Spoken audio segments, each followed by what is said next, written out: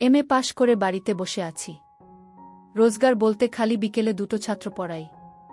হঠাৎ করে একদিন কলকাতা থেকে আমার এক দুঃসম্পর্কের মামা মাকে ফোন করে খোঁজখবর নিতে গিয়ে জানতে পারল যে আমি চাকরি না পেয়ে বেকার হয়ে বাড়িতে বসে আছি আর হতাশায় ভুগছি। মামা মাকে প্রস্তাব দিল, সাগর যখন কোনো কাজকর্ম করে না তখন আমার কাছে পাঠিয়ে দে, ও আমাকে ব্যবসায় সাহায্য করবে। আমার একটা বিশ্বাসী লোক দরকার। সাগরকে বিশেষ কিছু করতে হবে না, খালি আমার কর্মচারীদের উপর নজর রাখবে। আমি সব দিক একা সামলাই আর সেই সুযোগে অনেকে ফাঁকি মারে। সাগর এলে ওদের ফাঁকি মারা বন্ধ হয়ে যাবে। ও অফিস সামলালে আমিও ঠিকমতো অন্য সব দিক দেখতে পারব, ব্যবসাটাকে বাড়াতে পারব। মা অমনি সানন্দে রাজি হয়ে গেল। উত্তম মামার কোনো ছেলে নেই, একটাই মেয়ে। বছর 3 আগে সে উচ্চমাধ্যমিক পাশ করার পর এক অনাবাসী ভারতীয়ের সাথে 3 মাস ইন্টারনেটে প্রেম করে তারপর বিয়ে করেছে। এখন আমেরিকায় থাকে। মা আমাকে ডেকে বলল, তুই কলকাতায় চলে যা, উত্তমের কাছে গিয়ে থাক, ওকে ওর ব্যবসায় সাহায্য কর। জানিস তো ওর পরিবহনের ব্যবসা আছে, নতুন ব্যবসা, তবে মস্ত বড়, প্রচুর লাভ। ওরা খুব বড় লোক, অগাধ টাকা। তোর কোনো কষ্ট হবে না, খুব যত্নে থাকবি। পরদিন আমি কলকাতায় চলে এলাম। অনেকদিন বাদে উত্তম মামার বাড়িতে এলাম। শেষ এসেছিলাম মামাত বোনের বিয়েতে। সেই সময় 1 সপ্তাহ কাটিয়ে গেছিলাম। তখন মামা চাকরি করত। আমি বাড়ি ফিরে যাবার মাস 6 বাদেই শুনলাম মামা চাকরি থেকে স্বেচ্ছা অবসর গ্রহণ করে পরিবহনের ব্যবসা শুরু করেছে। এই 2.5 বছরে প্রচুর পয়সা রোজগার করেছে। মামার বাড়ি গিয়ে তাই আমার তাক লেগে গেল। একতলা বাড়িটা 3 তলা হয়ে গেছে। পুরোটাই মার্বেল ফ্লোরিং আর প্যারিস করা। জানলা দরজা সব সেগুন কাঠের, বাইরেটাও সাদা রং করা। একতলায় 3টে ঘর ছিল, তাদের মধ্যে 2টোকে ভেঙে বড় একটা ড্রয়িং রুম করা হয়েছে। তৃতীয় ঘরটাকে গেস্ট রুম করে দেওয়া হয়েছে। পাশের রান্নাঘর আর বাথরুমটাকে জোড়া দিয়ে একটা বিরাট বাচাঘর করা হয়েছে। দোতলা আর 3 তলা পুরো নতুন। দোতলায় সামনের দিকে একটা টানা ঝুল বারান্দা। বারান্দা পেরোলেই 2টো বড় বড় বেডরুম। 2টোর সাথেই সংলগ্ন বাচাঘর আছে। দোতলা আর একটা ঘর আছে, সেটাকে মনে হয় রিডিং রুম হিসেবে ব্যবহার করা হয়। ঘরের ভেতরে একটা বড় বই রাখার আলমারি ছাড়াও একটা বিরাট মনিটর সমেত কম্পিউটার রাখা। দোতলায় একটা মস্ত বড় রান্নাঘরও রয়েছে। 3 তলাটা একটু অদ্ভুত। প্রথমত প্রাচীর তুলে পুরোটা ঘেরা হয়নি। সামনের দিকে প্রায় 12 ফুটের মতো জায়গা ছেড়ে রাখা হয়েছে। অবশ্য অনাচ্ছাদিত জায়গাটাকে 3 পাশে লোহার রেলিং দিয়ে ঘিরে রাখা হয়েছে। বাকি ছাদের তলায় সম্পূর্ণ জায়গাটাকেই একটা বিশাল বড় হোলঘরে পরিণত করা হয়েছে। হোলঘরের একদিকে রয়েছে বিশাল একটা এলসিডি টিভি আর একটা মিউজিক সিস্টেম, আর ঠিক তার বিপরীত দেওয়ালে 2টো গদিওয়ালা দামি বড় সোফা আর একই সেটের 2টো গদিওয়ালা বড় চেয়ার রাখা। মামার বাড়ির প্রতিটা ঘরে এসি লাগানো, এমনকি হোলঘরটাও বাদ যায়নি।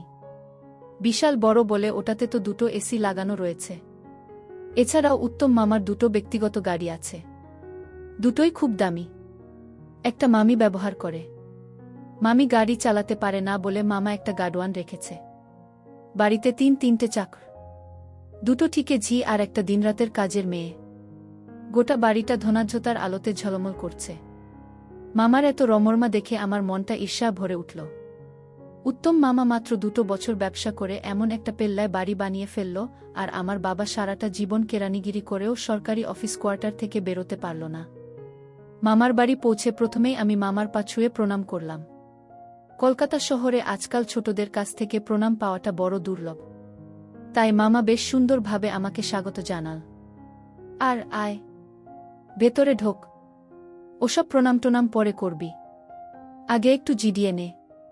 অনেকদিন বাদে এলি, বাড়িটা চিনতে কোনো কষ্ট হয়নি তো?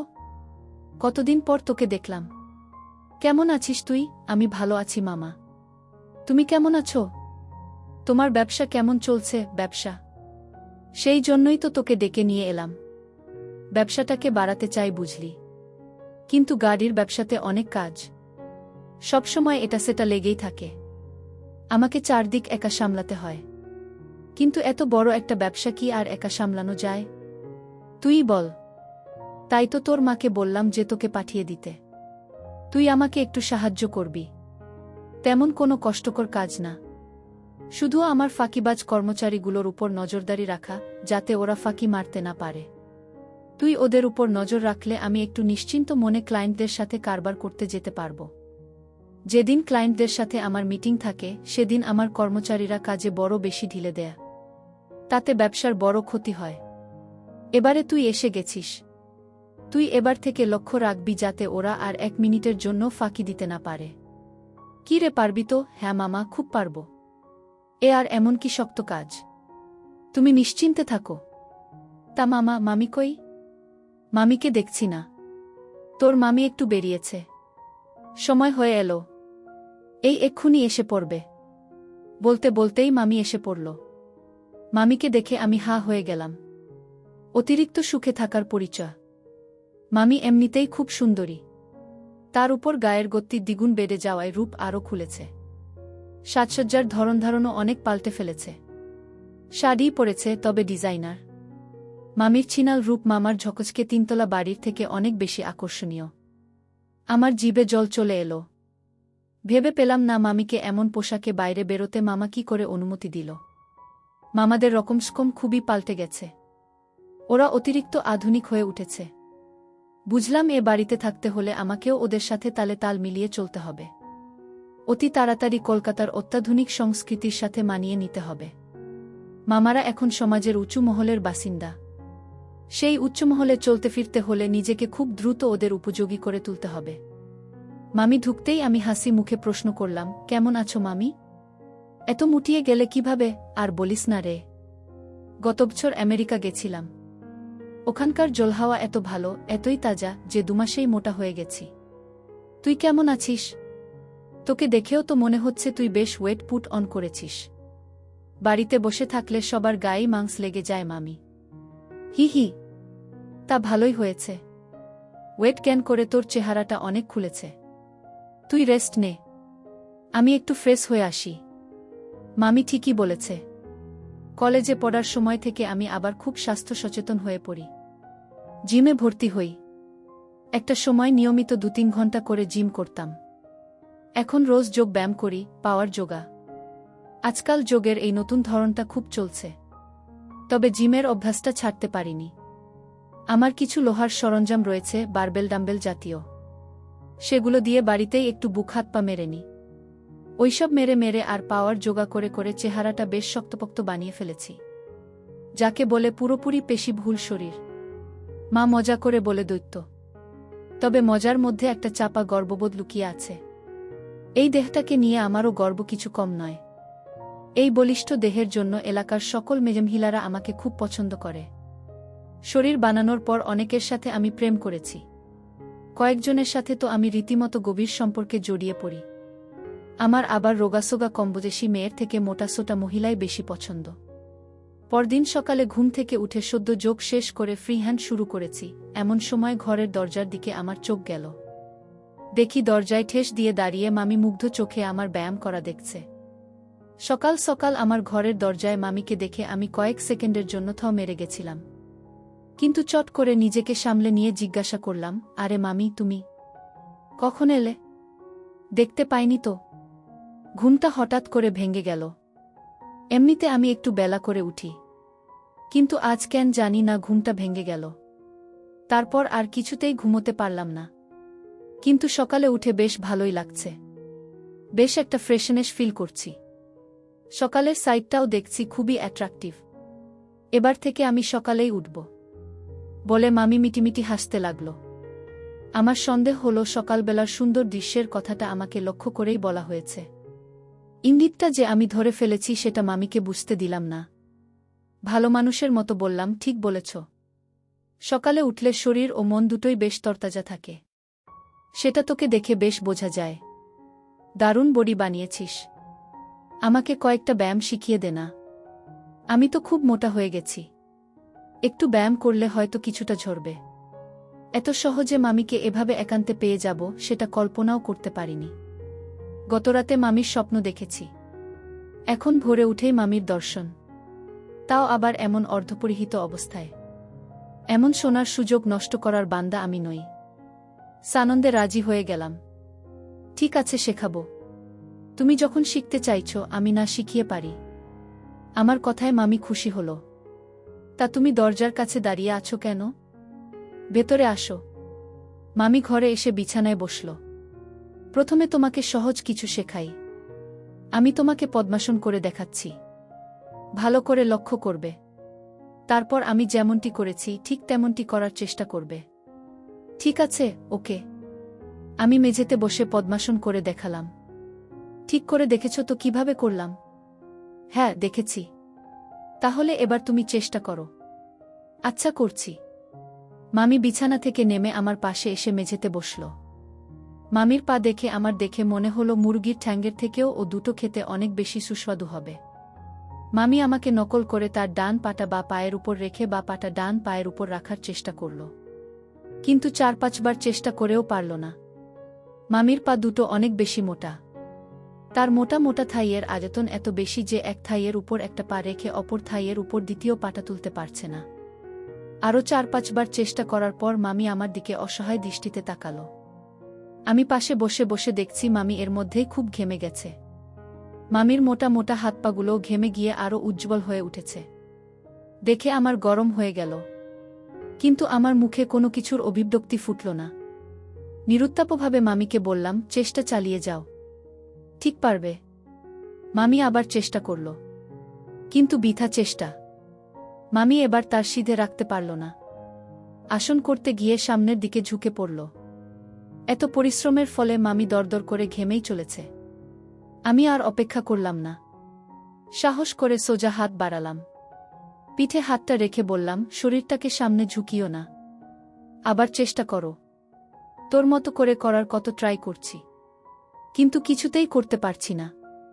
তুই প্লিজ একটু হেল্প কর না। ঠিক আছে। তুমি এমনি হাঁটু মুড়ে বসো, কিন্তু শরীর সিধে রাখবে। একদম ঝুঁকবে না। শরীরটাকে সোজা রাখাই এই ব্যায়ামের সবথেকে বেশি দরকার। মামি হাঁটু ভাঁজ করে নিল। আমি আমার ডান হাতটা মামির বাঁ কাঁধে রেখে মামিকে পিছন দিকে চাপ দিলাম, যাতে করে মামি তার দেহটাকে সোজা রাখতে পারে। মামিরও খুব ভালো লাগছে। তার মুখ থেকে এর মধ্যে একটা কথাও বেরোয়নি। কিন্তু এভাবে আর কতক্ষণ? আমি অধীর হয়ে উঠলাম। কি হলো মামি? শরীরটাকে সোজা রাখতে কষ্ট হচ্ছে? আরও চেষ্টা করো। মামিকে সাহায্য করতে আমার খুব ভালো লাগছিল। কিন্তু ভাগ্য পুরোপুরি সহায় হল না। খুব বেশিক্ষণ সুযোগ পেলাম না। 2-3 মিনিট বাদেই আচমকা পাশের বেডরুম থেকে খকখক শব্দ ভেসে এলো। মামা ঘুমের মধ্যে কাশছে। মামার কাশির আওয়াজ শুনে ধরা মামি তৎক্ষণাৎ ধরমট করে উঠে দাঁড়াল। আমিও তার সাথে সাথে উঠে দাঁড়ালাম। ততক্ষণে মামি নিজেকে সামলে নিয়েছে। তার মুখে দুষ্টু হাসিটা ফিরে এসেছে। আজ আর শিখতে পারব না। তোর মামা এক্ষুনি উঠে পড়বে। উঠেই তাড়া লাগাবে। আজ তুই তো তোর মামার সাথে অফিস যাবি। আমি কাল আরও একটু সকাল সকাল উঠে তোর কাছে ব্যায়াম শিখতে আসব। তুই কাল তাড়াতাড়ি উঠে পড়িস। কথাটা বলে মামি তাড়াহুড়ো করে ঘর ছেড়ে বেরিয়ে গেল। আমিও আর দেরি না করে আমার ঘরের সংলগ্ন বাচ্চাঘরে ঢুকে পড়লাম। এখনই একটা ছোট্ট কাজ সারার ভীষণ প্রয়োজন। বাচ্চাঘর থেকে স্নানটান সেরে বেরোতে বেরোতে 9টা বেজে গেল। চটপট নাস্তা করে উত্তম মামার সাথে অফিসে বেরিয়ে পড়লাম। কাছেই অফিস। গাড়িতে মিনিট 10 লাগল। সত্যি সত্যি অফিসে আমাকে বিশেষ কিছুই করতে হলো না। কেবল ঘুরে ঘুরে অফিসের স্টাফেদের উপর নজর রাখা আর মাঝে মধ্যে টেলিফোন ধরা। আমি পরিবহনের কাজের কিছু জানি না, তাই ফোনগুলো শেষমেশ সব মামাকেই হস্তান্তরিত করে দিলাম।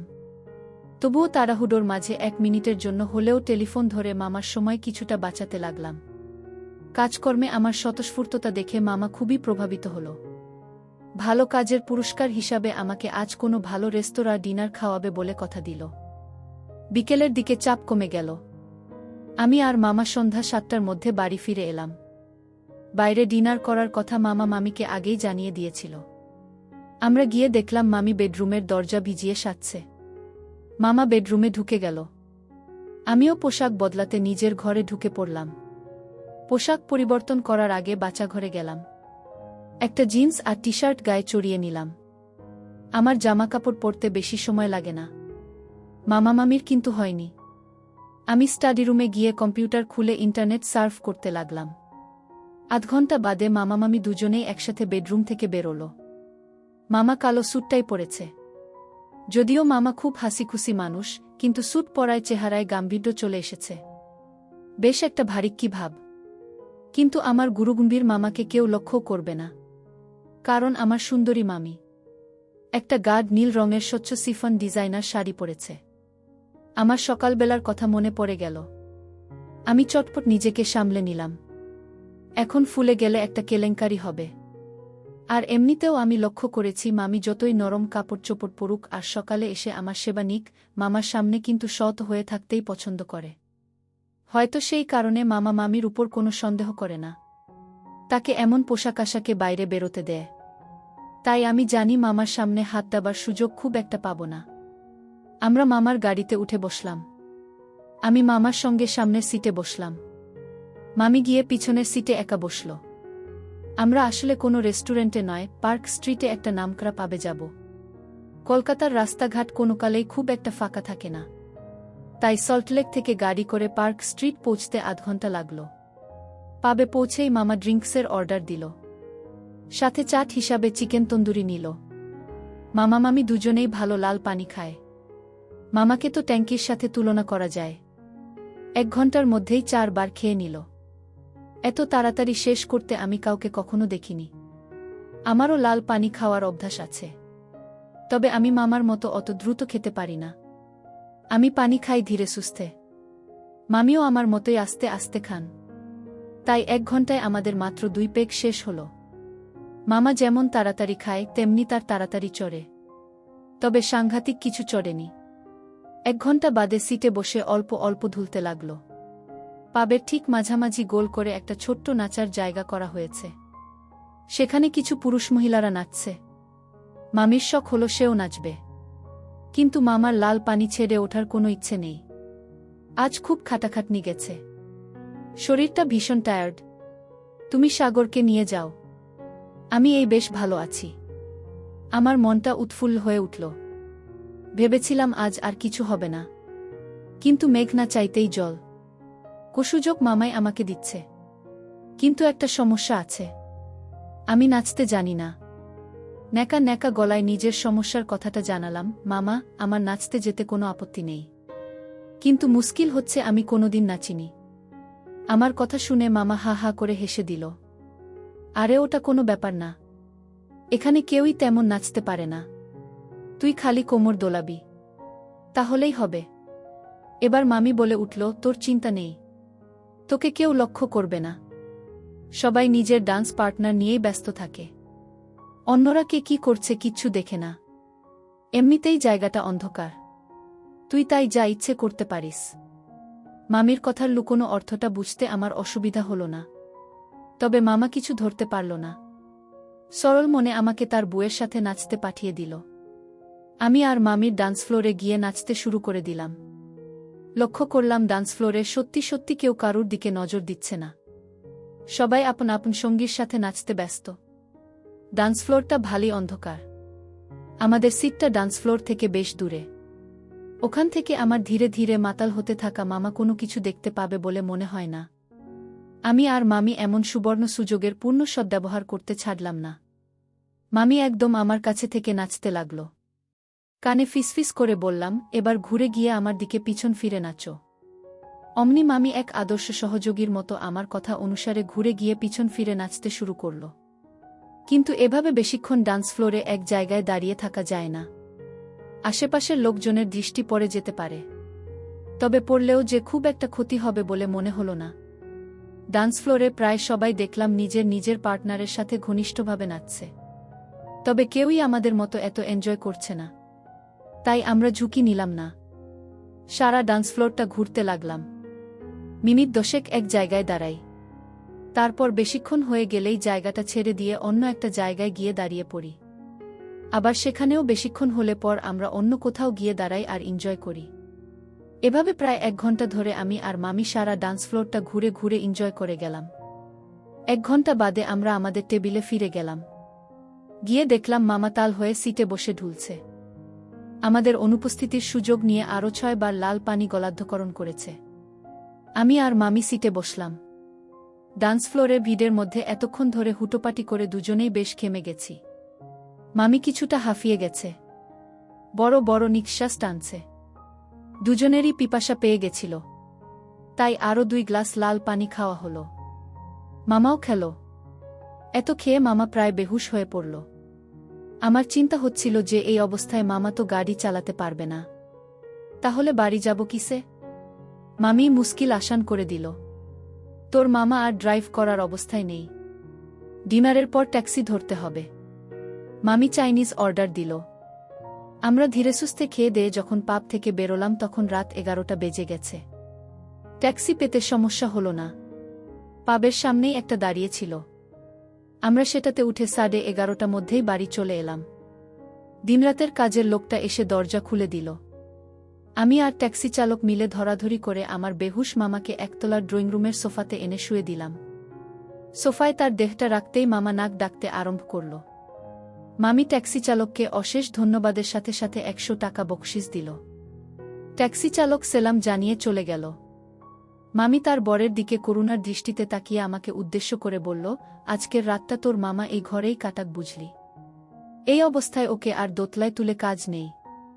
আমিও মামির কথায় সায় দিলাম। ঠিক বলেছ, আজ মামা এখানেই ঘুমুক। একটা তো রাতের ব্যাপার, এখন দোতলায় তুলতে গেলে মামার কাঁচা ঘুম ভেঙে যেতে পারে। চল তাহলে আমরা উপরে গিয়ে শুয়ে পড়ি, অনেক রাত হলো। তুই আজ আমার সাথেই আয়, আমার একা একা শুলে আবার ঘুম আসে না। ভোর হলে তোর নিজের ঘরে চলে যাস। মামির কথা শুনে আনন্দে আমার মনটা নেচে উঠল, টনটন করে উঠল। নিজের ভাগ্যকেই বিশ্বাস করতে পারলাম না, কিন্তু কাজের লোকটার চোখে ধুলো দিতে হবে। মনের উৎফুল্লতা যথাসাধ্য চেপে নির্স্কণ্ঠে বললাম, তুমি যখন চাইছ তখন চলো যায়। ঘুরে ফিরে এসে একটু না ঘুমালে তোমার শরীর খারাপ হয়ে যেতে পারে। একা একা শুতে গিয়ে মিছিমিছি ঘুম নষ্ট করে লাভ নেই। তাহলে চল, তোর মামা এখানে শান্তিতে ঘুমুক, আমরাও উপরে গিয়ে একটু রেস্ট নিই। আমার খুব টায়ার্ড লাগছে, গাটা ভীষণ ম্যাজম্যাজ করছে। চলো, আমি ঘরে গিয়ে তোমাকে ভালো করে ম্যাসাজ করে দিচ্ছি। ভালো করে ম্যাসাজ করলেই তোমার ম্যাজম্যাজ ভাব কেটে যাবে। ঠিক বলেছিস, ম্যাসাজ করলেই শরীরটা ভালো লাগবে। তাহলে চল, আর দেরি করে কাজ নেই, চলো। অভিনয়টা নিপুণ হলো। দুর্ভাগ্যক্রমে যদি কাজের লোকটা বেডরুম থেকে কোনো শব্দ শুনতে পায়, তাহলে সে ভাববে আমি জোরে ম্যাসাজ করায় মামি বুঝি আর্তনাদ করছে। তার মনে তেমন কোনো সন্দেহ জাগবে না। বেডরুমে ঢুকে মামি ধপ করে বিছানায় দেহ ফেলে দিল। আমার দিকে তাকিয়ে মুচকি মুচকি হাসতে লাগল। দরজায় খিল দিয়ে আমি ক্ষুধার্ত শিকারীর মতো মামির দিকে এগিয়ে গেলাম। পরদিন ভোর হতে না হতেই আমি মামির বেডরুম ছেড়ে আমার ঘরে চলে এলাম। ঘুম এলো না, তাই যোগ ব্যায়াম করতে আরম্ভ করলাম। গা ঘামাতে ঘামাতে কখন যে 8টা বেজে গেল টের পাইনি। মামার গলা খাকরানি শুনে দরজার দিকে চেয়ে দেখলাম আমার ঘরের দোরে মামা মুখটাকে কাচুমাচু করে দাঁড়িয়ে আছে। আমি তাকাতেই মামা আমতা আমতা করে বলল, তুই উঠে গেছিস বাবা? হ্যাঁ মামা, অনেকক্ষণ। তা বেশ বেশ, সকাল সকাল ওঠা ভালো, শরীরটা চনমনে থাকে। হ্যাঁ মামা। মামা কিছু একটা বলতে চায়, কিন্তু কিসের কারণে কথাটা বলতে তার বাধো বাধো ঠেকছে। আমি প্রশ্নালু চোখে মামার দিকে তাকালাম। মামা গলা খাকরে নিচু স্বরে বলল, কালকে একটু বেশিই খেয়ে ফেলেছিলাম। তোদের মনে হয় খুব প্রবলেমে পড়তে হয়েছিল। মামা গতকাল রাতের ঘটনার কথা জানতে চায়। গতকাল লাল পানি খেয়ে বেহুশ হয়ে যাওয়ার জন্য হয়তো তার নিজেকে অপরাধী মনে হচ্ছে। আমার মনে হলো তাকে কিছুটা হালকা করে দেওয়া দরকার, এতে করে আমার লাভও আছে। তাকে ভরসা জোগালে মামা আমার উপর নির্ভর করা শুরু করবে। তালরা খুব চট করে অপরকে ভরসা করে। বাইরে থেকে যেমনই লাগুক, মামা আসলে কিছুটা দুর্বল চরিত্রের মানুষ। এমন একটা নরম লোক যে কি করে মাত্র 2.5 বছরের মধ্যে এত বড় একটা ব্যবসা গড়ে তুলতে পারে, সেটা আমার মাথায় ঢোকে না। আমি গতরাতেই ভেবে ফেলেছি যে নিশ্চিন্ত মনে যদি মামিকে পেতে যাই, তাহলে যেভাবেই হোক মামাকে হাত করতে হবে।